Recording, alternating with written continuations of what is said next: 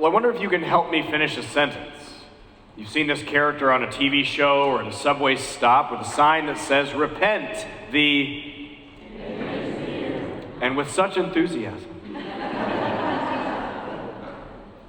You know the end of that line because it's become a trope. In television shows, or cartoons, a movie. I can remember as a little kid, I was into the Far Side cartoons, and I was sitting in my bedroom, and I can remember the image of reading a cartoon where somebody has that sign, and knowing at 7 years old that it was a joke. There was something funny about it. I think there is an easy way to dismiss that as progressives. The lone person standing with the sign telling us that we had better get right with God because the end of the world is coming. Or a family member who might say the same thing. Character on TV or in the movies or the newspaper or a comic for a little kid. But as much as it is easy to dismiss for cultural progressives, there's something compelling enough about the idea that we are running out of time on the largest scale that makes every single culture and religion that we know have that as an element to it in some fashion. Our friends, the Mormon Church or LDS, who talk about being in the latter days, the early Christian community who believed that the world was ending within their lifetime, some of the religious communities that you and I may have participated in at some point in our lives. Even the Hindus and the Buddhists have it. A cycle of eras, cosmic eras, one of them being called the Kali Yuga, in which all things are destroyed and made known. It's the apocalypse of that faith tradition. You'll never guess which era we're in. Always the final one. I wonder what's so compelling about that idea as a human being, that there is something built into the fabric of our lives that says, wake up. This is going to end. In the poem by Stanley Kunitz, even though he's a little kid, there's something fascinating about the idea that this comet might strike the world and there'd be no school tomorrow. So he climbs up the stairwell and lays with his back on the gravel of the rooftop and waits under a starry sky for the world to end. Even as a kid, he knew there was something compelling about that message. And even if we dismiss the idea of an apocalypse, there is something in all of our lives, mine as well for sure, that can feel like the world is ending and I'm running out of time for the important things. I look at the world that I've given my two kids, with what scientists tell me about climate crisis, and think that might be the closest tangible thing to an apocalypse that I know. I wonder about what kind of world they will inhabit. Their kids. At least the world as I know it, not existing anymore. When I went on a sabbatical about 5 or 6 years ago, climate was one of my focuses, and I studied alongside people who were in sustainable agriculture, and it had this weird collection of people on the far left and the far right who all got together. I ran into more Mormons during that period than in any other part of my life, and we would talk about prepping and canning food and growing gardens and generators. And once we got into real good theological discussion, I realized we were both focused on an apocalypse. They wanted to figure out how to live after one, and I was trying to figure out how to avoid one. But the urgency that felt like one day the world would be drastically different was built into our lives, whether we were talking about before or after. In our modern culture, the idea that there is not enough time is so baked into what it means to be a human being that you actually get to pretend like you're better than other people if you have less time. How odd. Normally, if money is good, you want to show people that you've got lots of it. If power is good, you want to display your unending power. But if time is the most precious thing we have, why on earth do we go around bragging that we have so little of it? I'm a busy person, I've got very little time. And that means I'm doing something good. In my life, though, I think the thing that feels most like an apocalypse is simply the idea that there's so much life I want to live before this is over. Sometimes my vision for what that life looks like and the reality of how many days I have left don't match. There's no way I can do this project. There's no way I can have the kind of fullness of love and experience I want in my life because it's so big and I'm so small.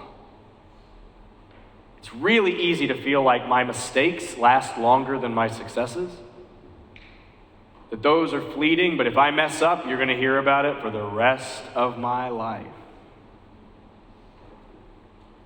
Sometimes it feels like the life I'm trying to build, the life I want, the love I want, the career I want, the impact I want is simply bigger than I will ever have time for. And I watch the vision of a life that I hope I'm going to lead sometimes slipping beyond my control. The people I work with in the office, at least on my side of the office, will sometimes hear a kitchen timer ticking away in my office. Tick, tick, tick, tick, tick. It's a tool I use to get me moving. I've done it for years and years, whether at home, in my kitchen, or in the office. I set a timer and see how much I can get done in 30 minutes. And I recognize lately that I do that most often when things are really messed up in my personal life. When things feel out of control, by God, I will control something. You watch what I can do in 30 minutes or less. So if you hear that timer coming from my office, it's a symbol. The world as we know it is ending, and we're running out of time. When I get overwhelmed by that idea, when I think that my mistakes are the biggest part of me, or there's no way I'll ever fit into this life all I want to fit in, or there's not enough time to say I'm sorry, there's a deep grace for me in a notion of big time, deep time, cosmic time. So if you took the entire history of the universe itself, 13 point some odd billion years, and you condensed that into one calendar year, the Big Bang is the first second of January 1st, and this moment is the last second of December 31st. If you condense the entire history of the known universe into one human year, humans don't even show up until 10:30 p.m. on New Year's Eve. And that's our most ancient ancestors. We don't discover fire until 10:45. All modern history, every person you've ever heard of, every human name, every myth, every society, every poet, every sinner, every saint, every act of kindness, every terrible act of violence, every person you've ever known, you and anyone who will ever remember your name, fit into the last few seconds of New Year's Eve. We're just new. And we haven't been around for a while. But think what's possible with enough time. You can turn a wolf into a chihuahua with 2,000 years of dedicated breeding and intention. If you give it 100 million years, 200 or 300 or 400 million years, sometimes a shrew turns into a human being. If you wait longer, billions of years, a single cell becomes a symphony. And all without us lifting a finger. You know that red spot on the planet Jupiter? That's a storm that's 3 times the size of the planet Earth. That's been raging for almost 300 or 400 years, maybe longer, maybe as long as humans have had telescopes. That scope of billions of years in a storm that's 3 times the size of our planet, when I look at my mistakes, it offers a form of grace. It says, this too shall pass. And you're special, Aaron, but not that special.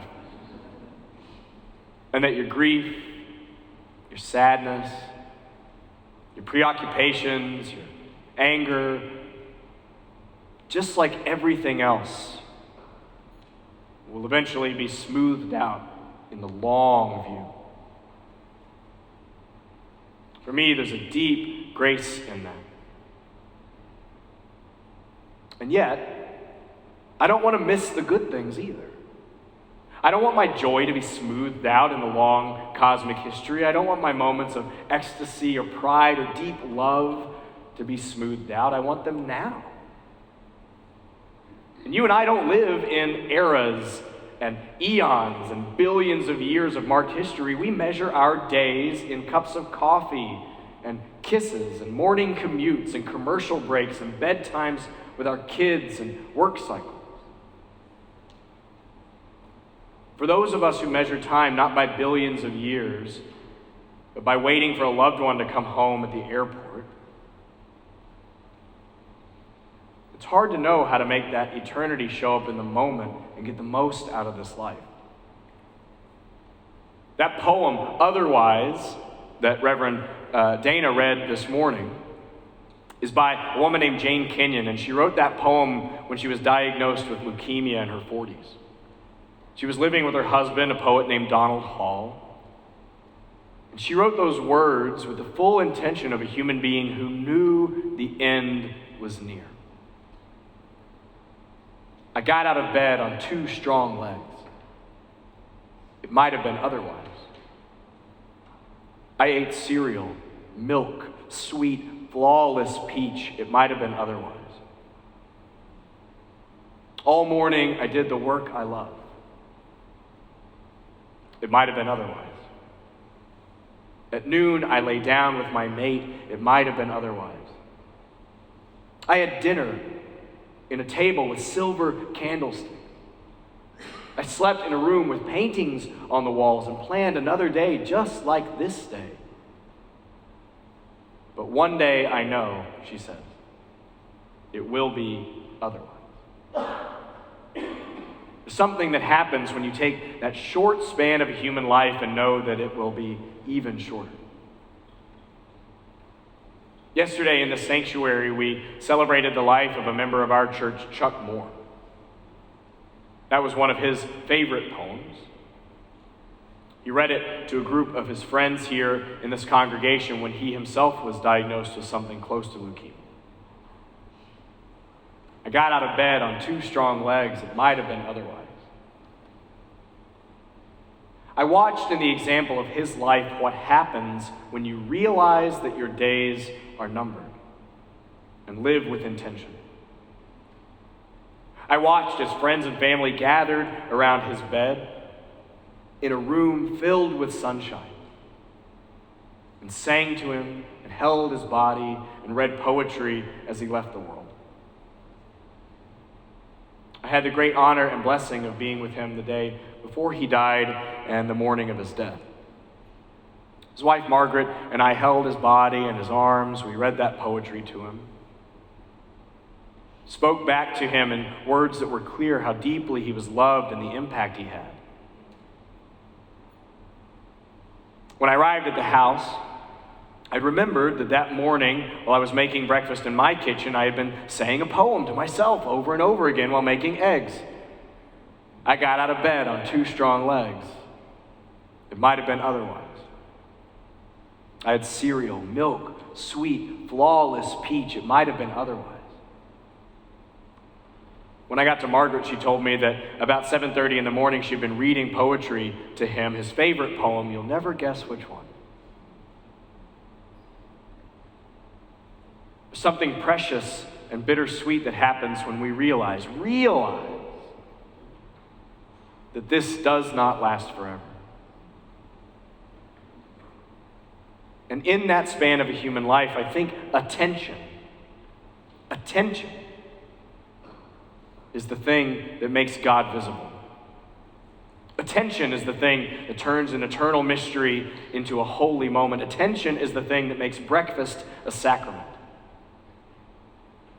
I look at the miracle stories of people like Jesus in the Bible, and far from some supernatural thing, and this is my interpretation of it, but far from some supernatural thing, what I see are miracles of attention. In his society, at least, in which people were cast out for various reasons, he said, let me find the poorest, sickest, most outcast people I can find and say, look, there, that's where it's happening. His constant call to people who listen is, wake up! This isn't going to last forever. In the kingdom of God, the beloved community, the holy in our midst is happening right now. Touching the untouchable, holding the people who are outcast, taking hand on hand. It happens in a room in Dallas with a beloved man with the sunlight streaming in and poetry being read. It happened 2,000 years ago, and it's happening in this moment too, if you pay attention. That's what turns your day into a blessing. Maybe the prophets of doom and gloom are right. Maybe they have finally got it, and the world as we know it is ending, and my children will have to face it. Maybe through comet or climate or a voting booth, the world as we know it is going away. But in some sense, those people that we've dismissed, the street corner prophet or the joke in the cartoon, have always been right. This doesn't last forever. If you're going to do something holy and love someone and speak truth to power and build a life worth meaning, today is probably the day to do it. Today is probably the day to be the incarnation of what you believe love to be. Today is probably the day to do the most important things. Because everything you know has a number on it, you just don't know what that number is. There is a number of the amount of cups of coffee you will ever have. Number of times you'll ever hold your child. A number to the times when you'll kiss someone who loves you. Wake up next to someone in bed who smiles because you're alive.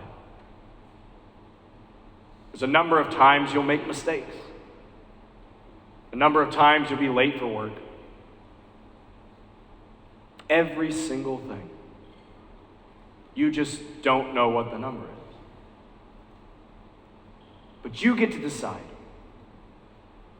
Will this be an everyday moment or a sacrament? And it all hinges on your intention. I got out of bed on 2 strong legs. It might have been otherwise.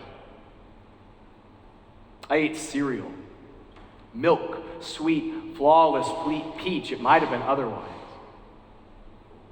This morning I did the work I love. It might have been otherwise. But what we do have is this.